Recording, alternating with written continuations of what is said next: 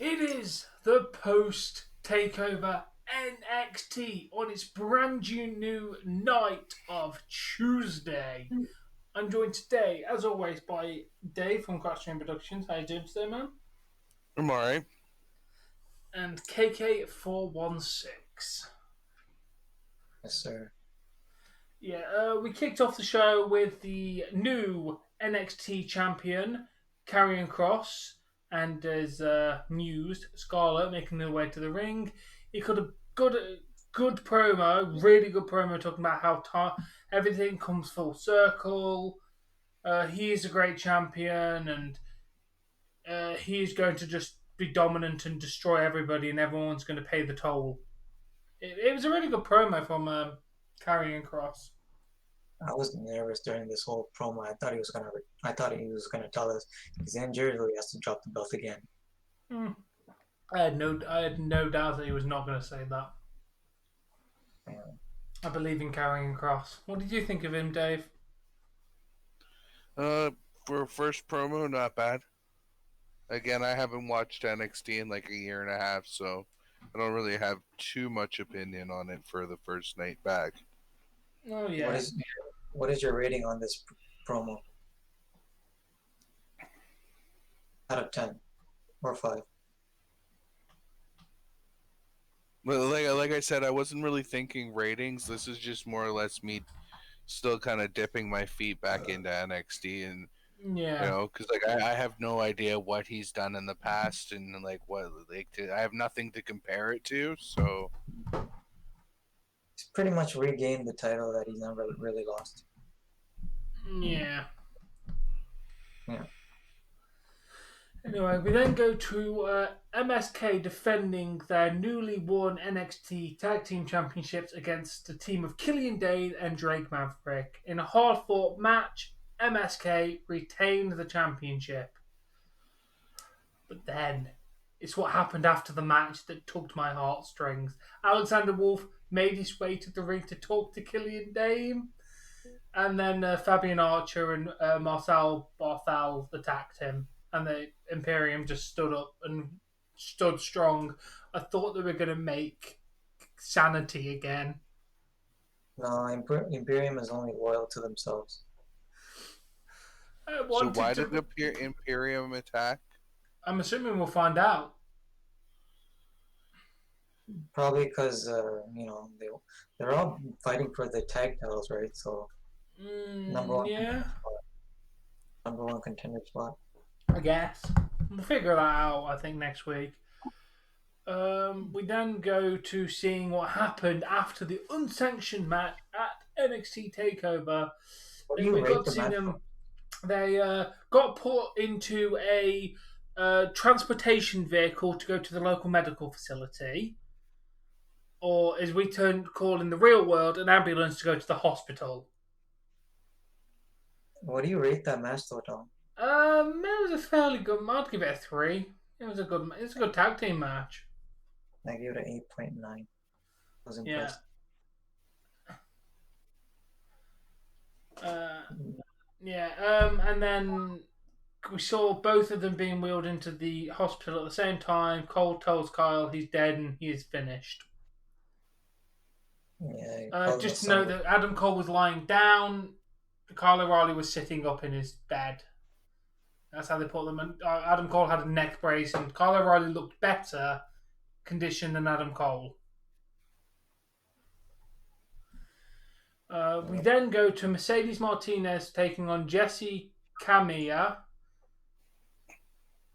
This is where you correct me if I'm wrong, KK. You got it right. That's how I pronounce it. Because earlier, Mercedes went up to Robert Stone demanding her money and then tried to choke. I think it was Aaliyah, and then Jessie made the save. Yeah. So the match was very short. Quite a strong decisive win for Mercedes. After that, she just grabbed Stone, grabbed him in the throat, and then he gave the money that she was owed. To be fair, could have just done that and saved yourself the entire hassle. Just want to Yeah, point that one out. It's going to clear save she's your coming. entire hassle by just giving her the money she was owed. And she's clearly coming for Raquel Yeah, for that she went title. straight up to the announce desk, stared at the announcers, and went, "Congratulations, Raquel, but here's a warning: I'm coming for you." Yep. Then the Way cut a promo, which I barely paid attention to. Basically, Indy said, she's like, I'm just hoping I end up in the ring at the same time as Dexter Lumis so I can take care of my business. Ah. Yeah. They bore me when they cut promos as a group, so I just Yeah. tend to tune out when they're talking. What did you think of the whole Mercedes money situation, Dave? And that before I forget to ask you. It was alright, I guess. I mean, it reminded me of an ICP song that they did with ODB. Or was it ODB? But it was called Bitch Better Have My Money. And he clearly didn't, so she smacked him around a bit. Yeah. I gave that match a 4.3. What, the Mercedes versus Jesse? So, well, 3.8. Squash match, bro. 3.8. I mean, they're all ratings. I mean, you can. Yeah, and then we get an open challenge from Santos Escobar for the NXT Cruiserweight Championship, which Kushida answers and wins. Yeah, I was surprised to see Kushida win. Yeah, me Well too, deserved. actually. Well deserved. Oh yeah, well deserved, but it generally still came out of nowhere, in my opinion. Yeah. Yeah, good win for Shida. Good match as well. Kushida. Yeah, and then Timothy Thatcher and Tommaso Ciampa got a nice promo saying they tested their strength of the team. Walter tested our loyalty. We have two choices: new champions on both or all ends. We could go after the new world champion or the tag team champions. MSK, we're coming for you. And Ciampa literally got up like he'd freaking been set on fire. Yeah, Nash Literally did Carter. not wait to get the fuck up, did he? Nash No, Carter he really and didn't. Wesley have been put on notice.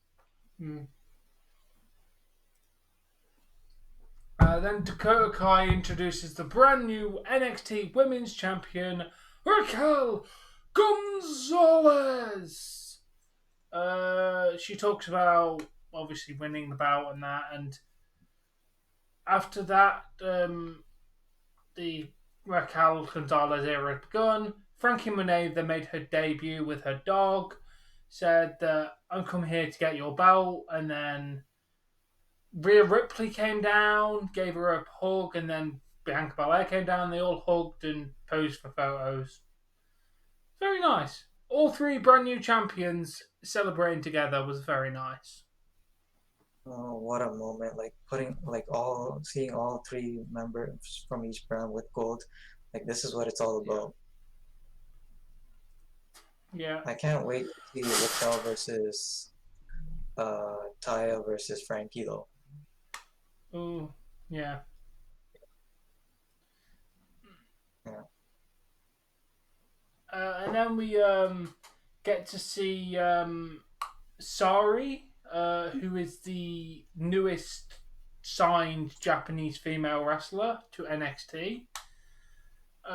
They're showing off like the other Japanese female wrestlers that have had Asuka, Kairi, Io Shirai.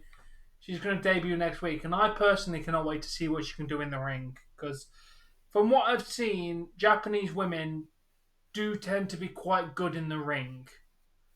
They're quick. They're very quick. I mean, Kairi Sane's great. Asuka, Io Shirai, Hikaru Shida, even Riho. I know she was small, but she still had good wrestling ability. They're very athletic and quick. Yeah, so it'd be very nice to see what Sari can bring to the division next week. Yeah. Then we got a very ominous thing from Roderick Strong. Him and Marina Schaefer went to Regal's office, handed him an envelope, and said, I am done. Main roster? Question mark? He said, Regal said he cannot say there were times where they were trying to deal with the Undisputed Era, but he is welcome back anytime. I mean, yeah, I'm going to guess main roster. SmackDown? Question mark? Yeah. It'd be interesting to see. Which brand do you think he's going to go to, Dave, if he's going up anywhere? Again, there'd be a question I can't really answer because, again, like I've only watched one episode of NXT in the last year. I say SmackDown. I mean, I could see him going after Apollo Crews. Yeah. Or even going after Roman Reigns.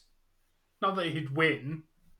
No, he gets squashed. The thing is, I've seen Adam Cole go to main roster and make appearances, and they were mostly SmackDown. So I think it would fit Roderick more to go to SmackDown. Yeah, maybe. We then go to Leon Ruff facing Isaiah Scott. Good match. Lots of turnbuckle spots. My God, that Hurricane Rana off the top rope was deadly. Very lovely spot that was. Isaiah Scott picked up the victory with the JML driver. 3 out of 5 for me. It was a solid match. What do you think, Dave? Solid match. I agree with KK. 3 out of 5. Yeah. Then Zoe Stark started cutting a really good promo saying, it was great being on TakeOver. I struggled for 4 months in Las Vegas. Trained 8 hours a day. I got to be on the biggest show, facing on the top stars. Now I'm setting my sights on the title. Mercedes then interrupted and said, you're interviewing the wrong person.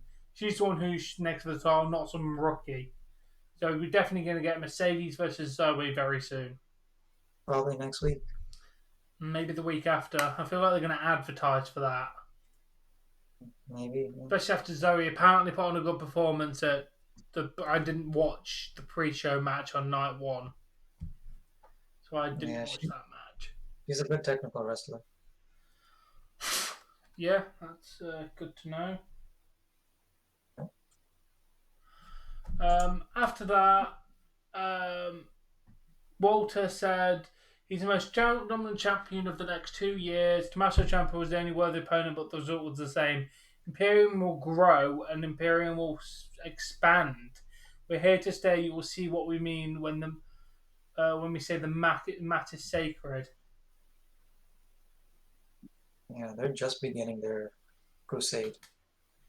Yeah, I'm just interested to meet. They've been together a while, though, haven't they, Imperium? About 3 years. Yeah. So literally, they've been there since the beginning of NXT UK. Pretty well, from what I can recall. A good group. Alexander was the last one to join because he was part of Sanity. Yeah, he joined in 2018, I believe. Yeah, he left Sanity. They've been going for a good solid near 3 years, if not more. Yeah. They've been together since before Walter won the title. Yeah, he was released in WWE, so he wasn't a part of Sanity, so he made the NXT debut, and Imperium took him in with open hands. Yeah, a good storyline that was. I remember watching that episode where he joined. Yeah. We then go to Isaiah Scott asked if it's over with Leon Ruff. He said he made a statement. Leon Ruff then attacked him. To be honest, I like Leon Ruff. Now he's not like I'm a helpless person, I'm a lucky wrestler. He's actually proven that he's a decent wrestler. Yeah. Generally, he does impress me in the ring. Some of the moves he pulls off are very impressive, and Isaiah Scott's just the same. Both of them two work very, very well together. Yeah, I've been watching Scott's match. He's from 205. I explain why he's so athletic. Yeah. We then go to our main event, which was The Way. Johnny Gargano, Candice LeRae, Indy Hartwell, and Austin Theory versus Shotzi Blackheart, Ember Moon, Bronson Reed, and Dexter Lumis. This main event was a lot of fun. Then Lumis carries Indy Hartwell to the back because I don't know why. Because We'll have to find out. she's been having like a crush on him, like, so like Johnny has this thing where one day she's gonna like turn on the way. It looks like she did anyway. Yeah, Or this could be a double cross situation. I live for the Dexter and Indy storyline, but the match was great. I can also see the fact that she will get in with Dexter Loomis and then they'll take him out. She'll be like Yeah, still working for Johnny, but gets good with exactly. Dexter to take him out. Yeah, make him What fall if for the they trap. get Dexter to join the way? Ooh, Yeah, interesting. maybe. I do see one thing. I do see like Dexter getting a title soon opportunity. Yeah, Yeah. definitely. Definitely. Then Reed with a splash off the top, pinning Austin Theory. They win. Main event was, yeah, apart from the spot where he carried it to the back and the pin, it was kind of meh. I don't know. The way doesn't really impress me as a group. I don't know. Every time I see them, I'm just kind of, eh, I kind of prefer done. Johnny on his own, though. That's the thing. I prefer John Gargano on I his own. liked He him doesn't and need a. Candace together, but just every time they seem to cut promos, they don't click with me with Johnny and his group. I think they're better off like separate, Candice and Yeah, Gargano. kind of. But yeah, that has been NXT. Overall, I would rate that a solid 7 out of 10 show. It was really I, good. It's best definitely building more and more storylines, which is like that's what I like from a post show. It needs to carry on storylines or build up new storylines, which it did tonight. Stuff got I, conclusions like Mercedes got her money back, so that's kind of wrapped that story up. And Frankie Monet came and like basically put her idea for the title, and new contenders are coming out for other titles. And overall, they just seem to have done more storyline stuff, which is what I like. Instead of just throwing random stuff together, all of it felt like it had a point, and that's what I do like. That 6 out of 10 for me. damn, Dave. I'm kind of right in the middle between the two of you guys. I thought it was a decent episode or a decent showing of wrestling, and I gave it a 6.5. Yeah. Well, there's our review. Thank you for watching. Make sure you go check out Dave at Crack Dream Productions. His link is in the description below. He does very similar content to what I do, live reactions, gaming, that kind of stuff. He even makes his own music, which is very good. Unless it's about egg and spoon. Yeah, mixtape Yeah. dropping soon. Teaser there. And yes, Content. we'll be back tomorrow for AEW Dynamite. Peace out, guys. Peace. Bye.